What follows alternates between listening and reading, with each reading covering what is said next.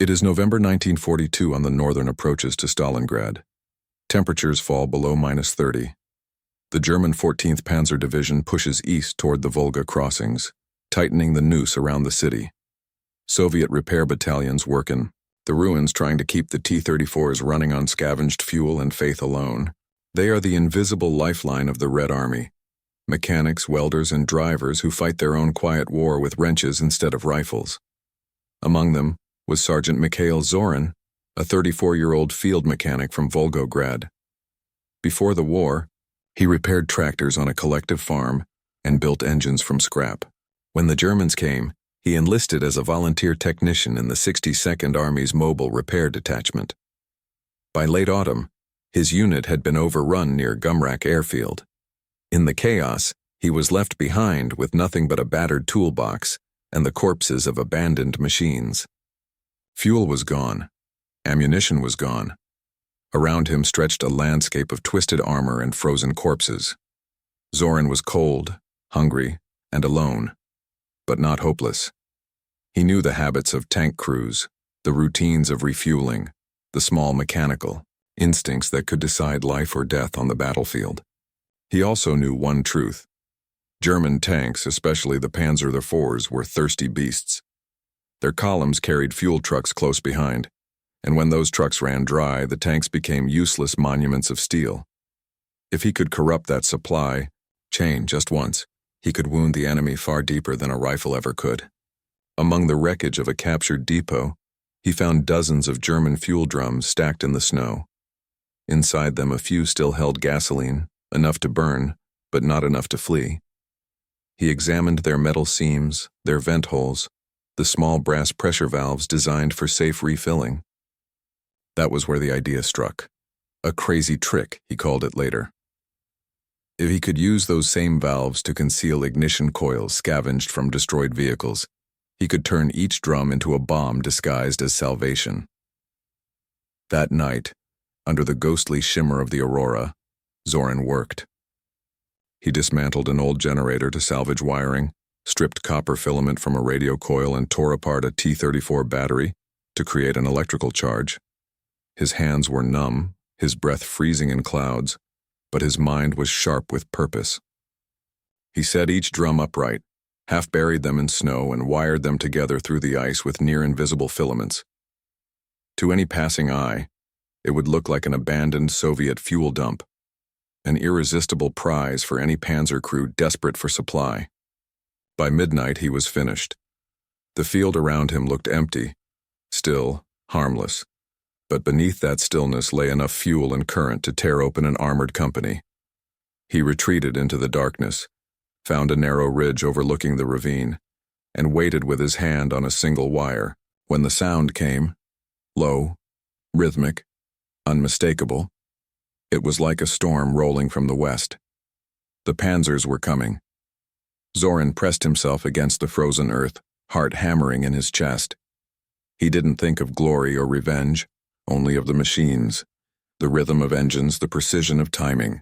As the first tank approached the false depot, he whispered to himself a single word: now. Moments later, the steppe erupted in flame. Before the chaos of Stalingrad, Mikhail Zorin had lived a quiet life. He was the man who fixed what others abandoned: the broken plows, the cracked pistons, the tractors with missing gears. Villagers said he could make an engine breathe again with nothing but patience and wire. It was that same stubborn calm that carried him into war. When Operation Barbarossa began in June 1941, the Soviet Union's armored forces were shattered in weeks. Factories shifted overnight to war production, and men like Zorin were drafted not for the front lines but for the rear, the mobile repair brigades that trailed tank divisions across the steppe. It was thankless work, sleeping in trenches beside wrecked engines, melting snow for water, cannibalizing destroyed tanks for usable parts. But it was essential. A T-34 could be built in a week, yet it might fight for months only because a mechanic refused to give up on it. By late 1942, Zorin's detachment operated along the Gumrak supply corridor, repairing vehicles under constant artillery fire. He saw the 14th Panzer Division roll through villages like a steel tide, its Panzer Vs and Stu-G assault guns roaring across the plains. Each day, Soviet columns fell back deeper toward Stalingrad, their fuel lines cut and their repair yards bombed to ash. When his convoy was ambushed that November, Zoran escaped by crawling beneath a burning truck. When the smoke cleared, his comrades were gone, captured or dead, and he found himself behind enemy lines with only a handful of tools and his mechanical instinct. In the wreckage, he observed, German logistics were a machine of their own. Fuel depots, clearly marked, followed their spearheads. Crews were ordered to refuel quickly, even in darkness, and often skipped inspection. Zoran realized he didn't need explosives, he needed their discipline against them. He examined damaged German tanks and noticed the fittings of their refueling nozzles, identical to the captured drums at the depot. If he could wire an ignition spark into that flow, the tanks would destroy themselves while refueling. It was mechanical irony at its purest form.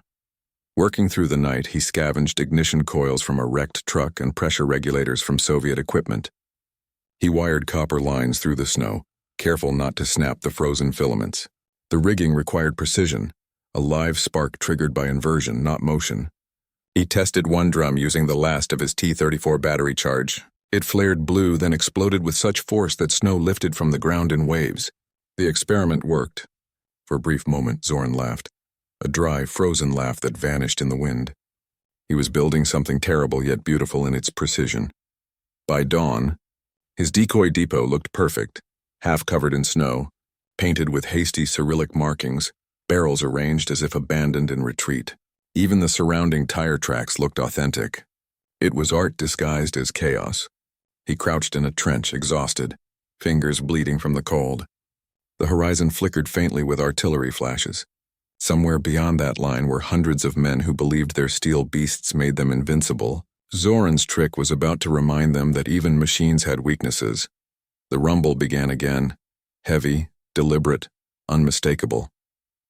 The first Panzer appeared, its headlights dimmed, tracks crunching through the snow. It stopped near the false depot, the crew unaware they were about to refuel from death itself.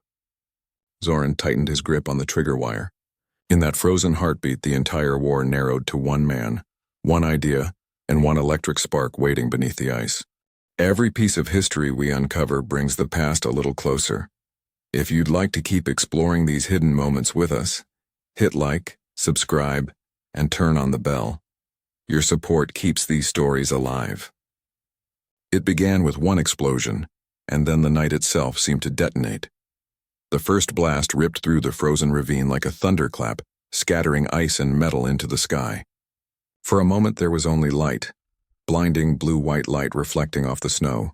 Then came the shock wave, a violent, concussive roar that rolled across the steppe for miles. German engines stalled as tank crews shouted in confusion, their radios hissing with static.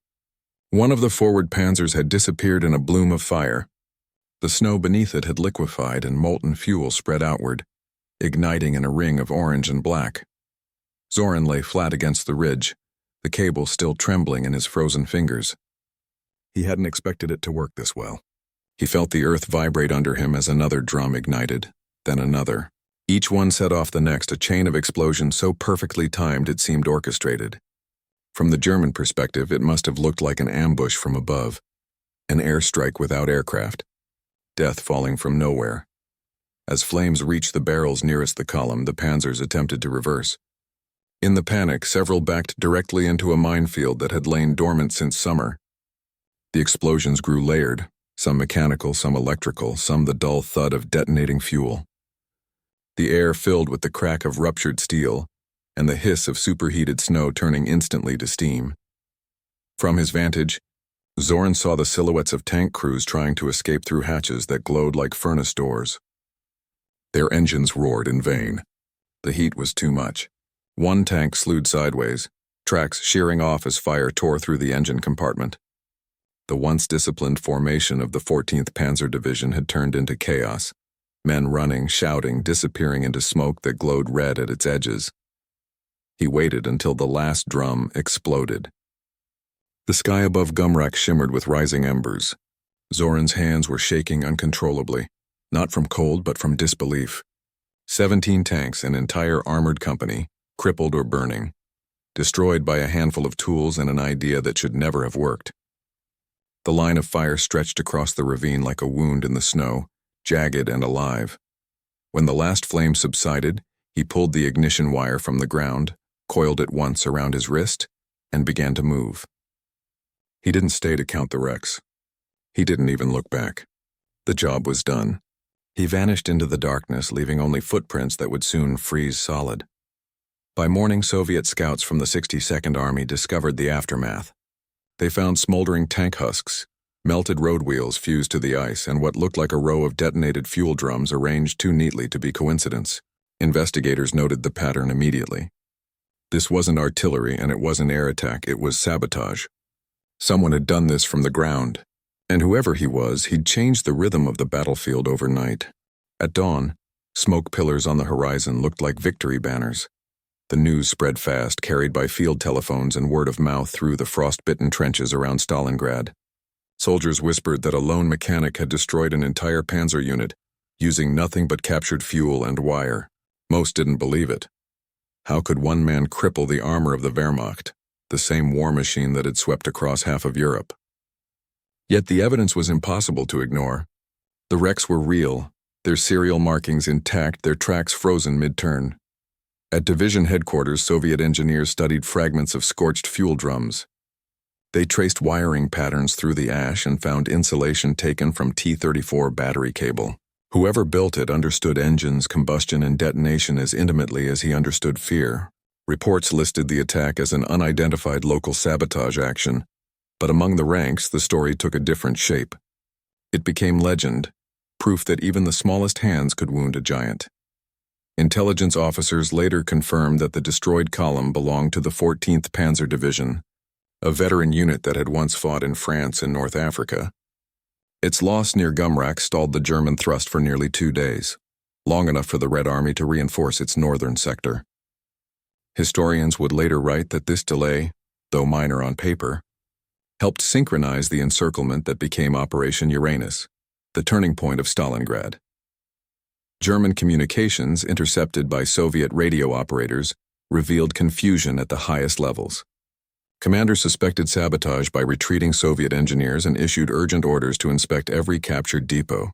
Fuel refilling procedures were overhauled, supply routes rerouted, and frontline refueling halted after dark. The efficiency of the Panzer divisions, once their greatest advantage, had been dented by fear of invisible traps. Meanwhile, in Moscow, the story reached the technical departments of the People's Commissariat of Defense.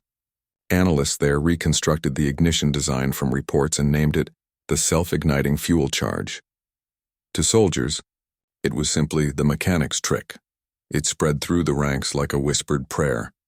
Some claimed the inventor had survived and rejoined a repair unit near Beketovka. Others swore he'd been captured by the Germans, executed for sabotage. The truth didn't matter anymore. In a city of rubble and starvation, men needed myths to survive. Zorin's trick, real or exaggerated, offered something rare. Proof that intellect, not firepower, could still win battles. Amid the ruins where every wall trembled under artillery, mechanics kept working with new pride. They called themselves the engineers of resistance. Far from the headlines, the German crews buried their dead beside the burned hulks. For them, it wasn't myth, it was horror. They'd been ambushed by ingenuity itself. As the smoke from the ravine finally faded into the winter haze, no one could have known that the mechanic's idea would outlive him. Traveling from workshop to workshop, whispered through the oil-stained ranks of those who refused to surrender. Long before Stalingrad's ruins froze over, the Red Army had been searching for miracles hidden in machine grease. When investigators examined the blackened field near Gumrak, what they found was more than wreckage. The burn patterns around the destroyed Panzers showed precision. Each explosion had originated from beneath the refueling drums, not from random shelling. A handful of twisted copper strands were all that remained of the wiring, fused to the snow like veins of metal.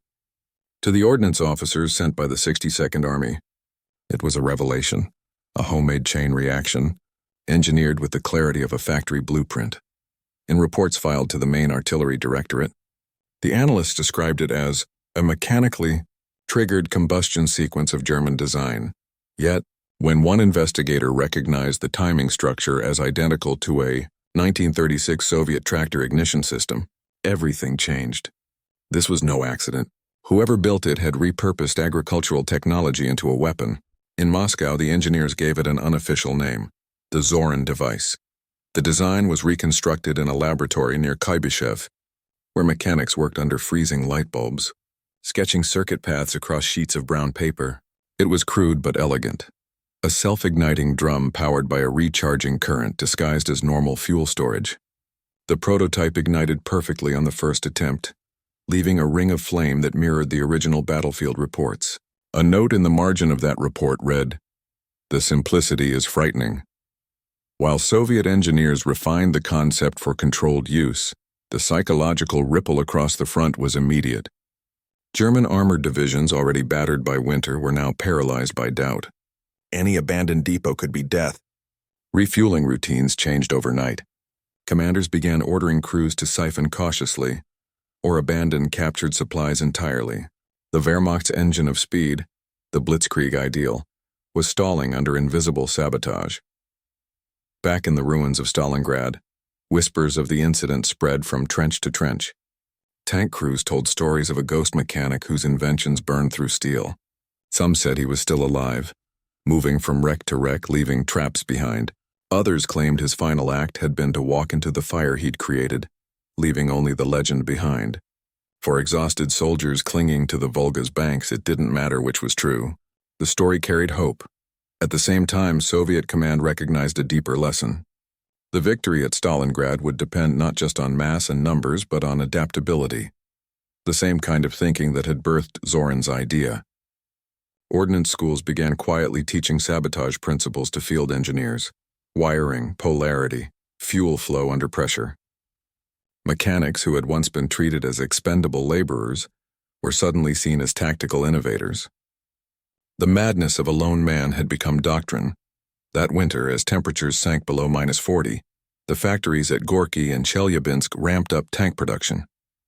Yet amid the clang of armor plating, the engineers remembered something new: that the smallest design could alter the course of entire battles. The blueprint of madness had become the blueprint of resistance itself. By 1943, the mechanics trick had become whispered doctrine from Smolensk to Kursk. The story no longer belonged to one man. It had evolved into a method, a tool for those without artillery or air cover. Soviet partisans scattered across forests and farmland began replicating the Zorin device with whatever they could find: tractor batteries, stolen wire, kerosene barrels, or even household oil cans. Instructions passed by word of mouth, carved into wood, or scrawled on scraps of newspaper, hidden inside bread deliveries reports. From German intelligence units mention an epidemic of sabotage disguised as refueling. Convoys vanished in sudden bursts of light on rural roads. The pattern was always the same: abandoned depot, perfect camouflage, sudden ignition. Near Orel, a single partisan unit destroyed 4 fuel trucks and 2 Panzers in one night. At Voronezh, captured documents detailed a German division delaying its advance by 12 hours because crews refused to touch Soviet supplies. Every act carried terrible risk. For every successful explosion, 2 or 3 saboteurs died setting the traps. Incorrect polarity meant instant death. In the villages of occupied Ukraine, women disguised their resistance as farm work, burying wired barrels beneath hayfields. Children served as lookouts, timing German patrols. When the Gestapo began mass reprisals, locals still refused to stop. The trick had transcended fear. It had become defiance. Allied observers later analyzing the Eastern Front noted the phenomenon with astonishment. British intelligence reports from 1943 mention a recurring explosive pattern identical to the Gumrak incident, though they had no name for its creator. To them, it was an example of Soviet improvisation under duress, a kind of mechanical insurgency born from necessity. For German troops, it became a nightmare that followed them everywhere. Veterans of the 14th and 24th Panzer divisions recalled refusing to refuel without inspection, even under enemy fire. A mechanic's ingenuity had reshaped battlefield psychology as effectively as any weapon. In the field, fear of the ghost bombs slowed entire offensives. What had begun as a single act of survival had turned into a contagion of doubt spreading through an empire of steel. In the heart of occupied Poland, partisan units went further. They used captured Panzer parts to disguise explosive barrels as legitimate German equipment. One sabotage team even managed to deliver a fake supply shipment directly to a depot near Minsk. The resulting blast destroyed 20 vehicles and cut communications for days. German communique described the sabotage as diabolically professional. Through 1943, the Eastern Front was littered with burned fuel drums, markers of invisible resistance. Each one was a quiet message from the shadows that ingenuity could bleed an army dry. The mechanic's trick had escaped all boundaries of control. It now lived in every village, every workshop, every field where the ground still remembered the sound of engines and the courage of those who learned to stop them. At Kursk's edge, engineers remembered the rumor, "Feed the beast its own fuel and it dies." The summer of 1943 brought with it the largest armored confrontation in human history. Operation Citadel, Hitler's final bid to reclaim the initiative on the Eastern Front, hurled nearly 3,000 German tanks and assault guns against the entrenched Soviet lines around Kursk. For weeks, the plains roared with engines and artillery so constant that even the air seemed to vibrate. But among the vast clash of T-34s and Panthers, small units of engineers carried a secret legacy, the blueprint of a long-dead mechanic from Stalingrad. Within the Soviet Fifth Guards Army, logistics officers prepared for a tactical withdrawal west of Prokhorovka. They left behind the usual litter of war, wrecked trucks, abandoned field tanks, scattered fuel drums. Yet some of those drums had been touched by trained hands. Beneath ordinary lids, copper wire snaked down into viscous fuel, connected to modified spark coils taken from farm tractors. When inverted to refill, the system completed a circuit, a quiet, invisible death trap. On the night of July 9th, a forward element of the German Grossdeutschland division reached one such site. The crews believed they had found precious Soviet fuel stores. By torchlight, they began refilling, unaware that the simple act of tipping the barrel triggered a spark. The first blast engulfed 2 trucks instantly. The second tore through a refueling Panzer IV. In the chaos that followed, men shouted for anti-aircraft guns, convinced they were under air attack. But the sky was empty. Only the ground burned. When Soviet scouts returned days later, they found blackened craters and twisted tank remains. Reports confirmed at least 6 armored vehicles destroyed by the old fuel ignition method. For the first time since Stalingrad, Zorin's trick had reappeared not as a rumor, but as a deliberate weapon. To the soldiers at Kursk, it symbolized something deeper. The German tank had long been seen as the invincible heart of blitzkrieg. Yet here, on the rolling fields of Russia, that myth began to collapse. Every burning Panzer reminded them that ingenuity could pierce even the thickest armor. Commanders noted in after-action reports that enemy fuel depots remained suspect. Crews refused to refuel without officer inspection. The panic spread faster than the fires themselves. While giant guns and formations determined the battle's scale, these invisible acts of sabotage shaped its spirit. Zorin's device had evolved into an idea that weakness could become weapon, that intelligence could defeat intimidation. In the aftermath of Kursk, the Red Army advanced west, leaving behind a trail of shattered tanks and smoldering oil. The war's momentum had shifted irrevocably, and in the mechanical heart of that turning tide, the ghost of a mechanic seemed to work unseen, tightening one last bolt against tyranny. Winter 1945. The Red Army marched through the snows of East Prussia, engines coughing in the cold, banners frozen to their poles. Among the files of a mobile engineering corps, investigators discovered a worn canvas pouch unearthed from the ruins near Stalingrad. Inside were a handful of rusted tools, a bent ignition coil, and a tag stamped with 2 letters, M. Zorin. No one knew when he had died, or if he ever knew what his work had become. In Moscow, the war was ending. The newspapers spoke of marshals, victories, and grand offensives, but somewhere in a technical journal, buried between columns on tank armor and fuel efficiency, appeared a brief note. Report on the inventor of the self-igniting fuel mechanism, Sergeant M. Zorin, presumed deceased. There was no portrait, no medal, only a paragraph acknowledging that one man's field experiment had influenced the development of future anti-vehicle charges. On the front lines, soldiers told the story differently. Mechanics shared it around field fires, how a quiet man with oil-stained hands had fooled an army. To the veterans of Stalingrad, Zorin became a symbol of endurance, proof that thought could be sharper than steel.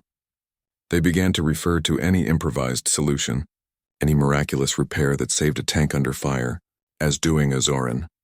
In a war that consumed millions, it was rare that a single name survived in such a way.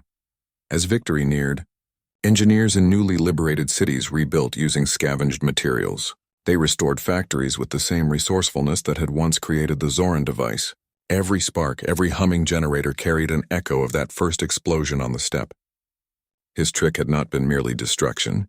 It had been invention under impossible pressure.